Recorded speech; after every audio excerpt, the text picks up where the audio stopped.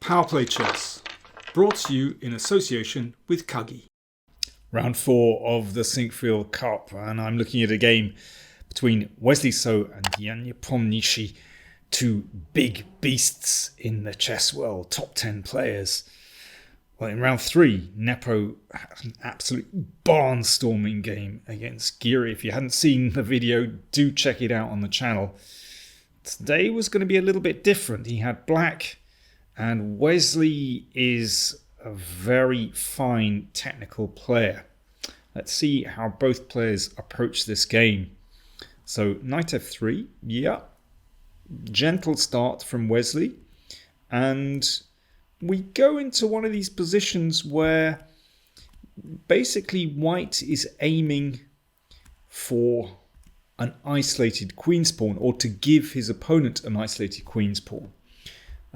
At some moments there's going to be an exchange of these pawns, and then that d5 is isolated. And typical Wesley, playing something quite technical and strategic. Now, knight c6 is the normal move here for black, just to bring out a piece. But Nepo plays knight e4, bit of early activity, but is it wise to move a piece twice in the opening like this? Wesley exchanges on c5, so carrying out his strategic objective. Bishop f6, bit of pressure on the knight, that's blocked. Knight d4. Queen a5, again a little bit more pressure, but that can be dealt with very easily with the rook.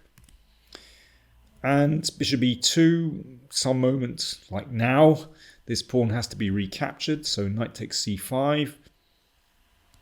And Wesley exchanges on c6 and castles. So instead of an isolated queen's pawn, we've got a related structure where white exchanges on c6 and gives black these so-called hanging pawns. Now, if black's development is very good, then these hanging pawns can advance down the middle of the board, and that can be very powerful.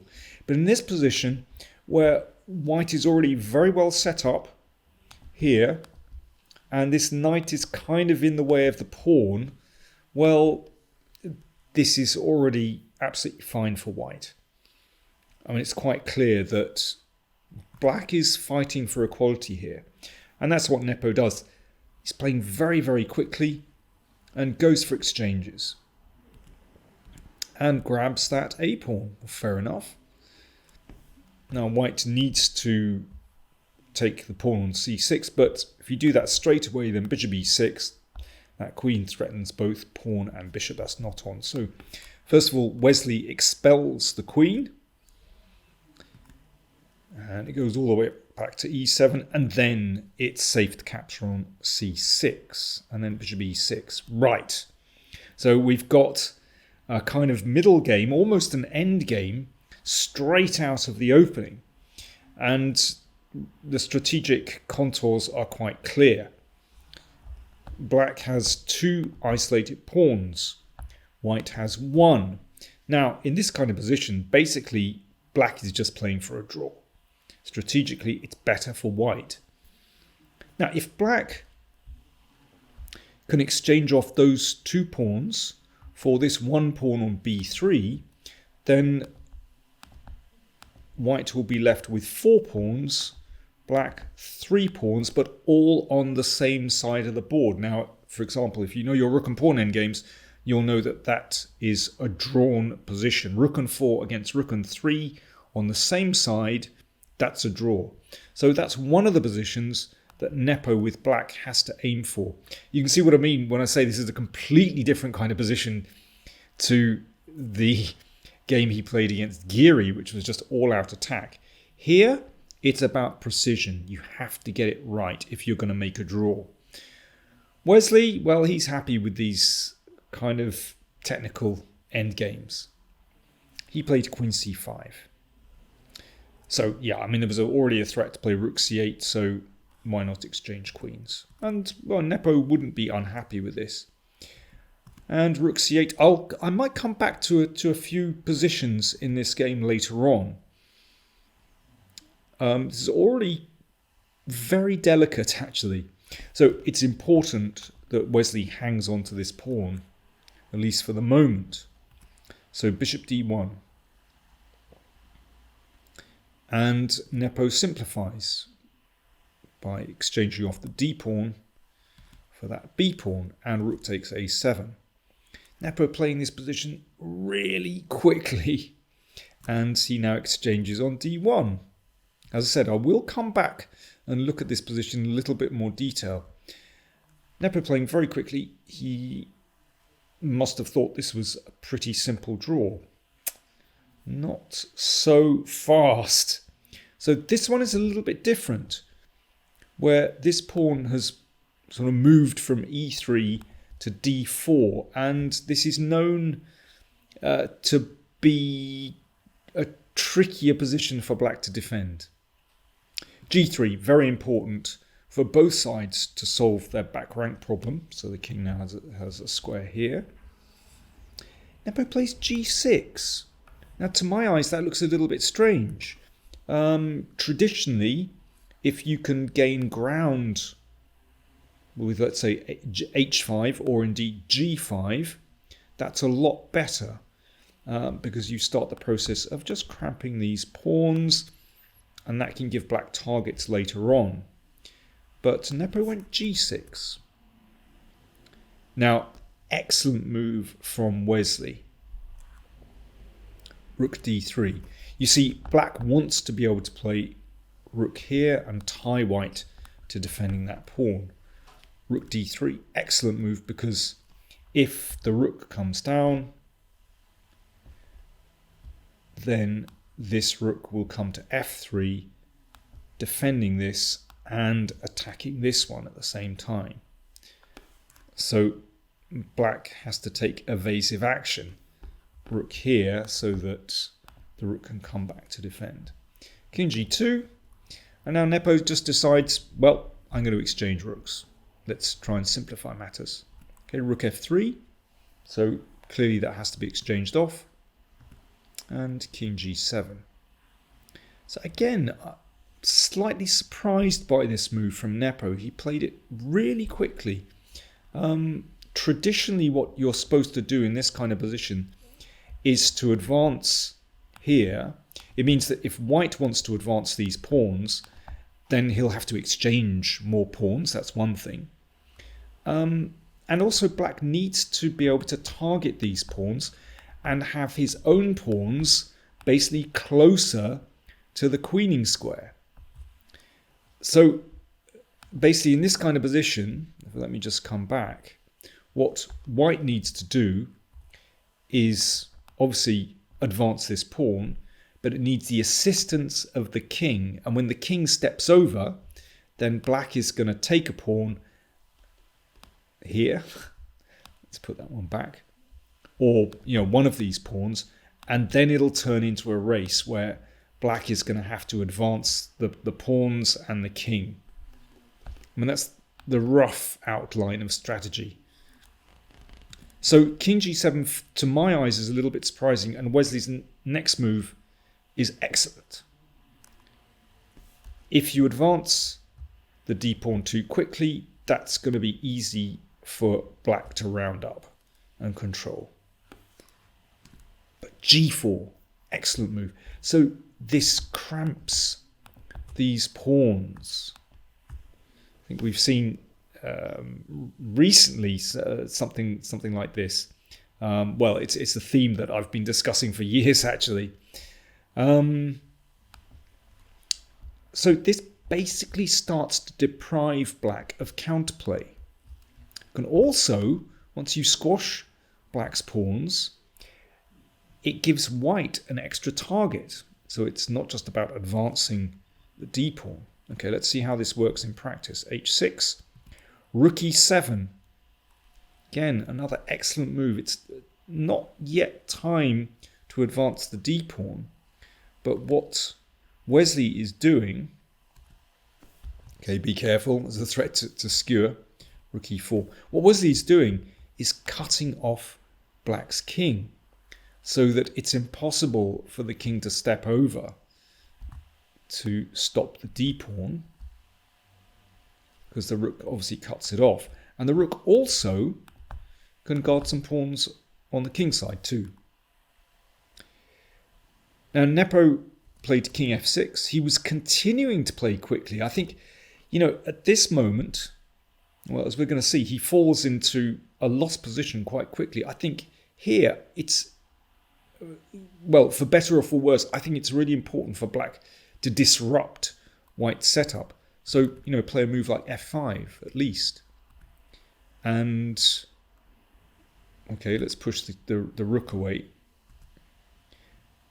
And at least in this kind of position, all these pawns are isolated. Now, you could say black's pawns aren't very good either, but it disrupts, it destabilizes white's setup. In the game, it was pretty smooth, actually, for Wesley. Let's see, king f6, h4. So that stops the king coming in, and it can be very useful to create a target with these pawns. So rook a1, well, that maintains flexibility. Let me just show you very quickly what happens if black tries to grab a pawn. In fact, it's just way too slow. So king e2, that prevents the rook coming to d1. So let's say rook h4, and this d pawn just rolls through. The king can't step across the barrier, and when the rook comes round, just too slow. Rook here and rook e8 checks don't make any difference. The king will escape. So this is the issue. So rook a1 played. King d3. That king needs to support the pawn. Rook a2. Again, h5 immediately might have been better. But anyway, let's see. Rook a2. f3. White is very stable now. So Nepo needs to be able to grab one of these pawns. So he does that, but actually the d pawn is too fast. Black simply doesn't have counterplay. You can see those pawns are cramped. They're still way back, and black's king doesn't have an entry into the king side either. Rook here, rook e8, and rook a1, d6. So if the pawn gets to d7 with the rook on e8, then it's covered. So rook d1 is essential. King c5 just protects the pawn. I mean, black is lost now. I mean, there's still some very nice moves from Wesley to finish it off. Let's see. g5. The king, of course, would like to just slide in to take some pawns. I mean, it's actually possible to play king c6 here, but rook e2, that just kind of puts the question to black. Actually, black can't do anything here. I mean, sometimes it's nice to be able to have rook f2 check, but I mean, this move wasn't essential. But anyway, black is lost. For example, what happens on king g4, then you just play rook here and rook d4, and that's a beautiful bridge. The pawn's going to go through, the rook protects this pawn. It's horrible for black. King f4 played. King c6, so the pawn and the king are just going to step down the board. And d7, king here. And a nice final move, rook c5. And here Nepo resigned. Okay, why did he resign? Let's have a look. Well, if king takes pawn, rook d5 again, it's this bridge that white builds, and the pawn is obviously going through on the next turn. Okay, so what about rook takes pawn, and then king takes? I'm afraid this is just way too slow. And see what I mean about these advanced pawns actually create a target. And the rook just stops this one, and the g pawn goes through. Really nice technique from Wesley, but I found it quite odd that Nepo never really destabilized Wesley's setup in any way. It was all too smooth. And I think, by the time it gets to this position with 4 against 3 with the d pawn, it's already difficult. Maybe not lost, but it's difficult to defend this. It's a well-known position. But let's go back. So, for example, move 26. I think it's in this position where you basically take your time and you make absolutely sure that you nail down the draw. So here is where Nepo exchanged on d1 and we had this endgame. But what about just dropping the bishop back? Now this bishop kind of dominates that bishop on d1. And okay, I think this one needs blocking out. Okay, g6, let's solve the back rank. I mean, this is a superb piece, and it also protects f7, so there's no counterplay or no distraction possible for white. And I just think it's impossible for white to make progress in this position. Just don't see how it's possible here. So, I mean, here you can even get a bit crafty. I mean, no doubt, a move like rook b4 is fine, just to keep the pressure on. But I like the rook on b2. Look at this. Here, followed by rook a2, and that is domination on the 7th rank. That's obviously no good. But, if the rook is coming here anyway. So that's one moment. I think bishop d5 is a good move. And just coming back a few moves. So here, now rook fc8 was played. So Nepo clearly wants to exchange pieces. But actually rook d8 looks good. So that after d4, black will be able to simply recapture that pawn and then go for b3. So for example, after, I don't know, rook here, rook b8, just abandon this pawn. Bishop d1, I mean, that's how Wesley played in the game, but here you play d4. Now, you can't take here straight away because of back rank tricks, but rook d8. Hitting that bishop again. Bishop's going to have to move, and bishop takes pawn. In fact, after bishop c2, bishop f5 is very, very nasty for white. In fact, black is actually winning that position because of the back rank trick.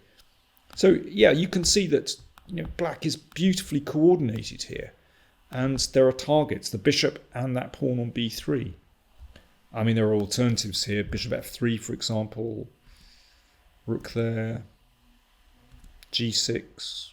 Okay, the rook comes back to defend. I mean, ultimately, I think it's not going to be possible to make anything of this position. That bishop is absolutely superb on e6. It's so chunky, so stable.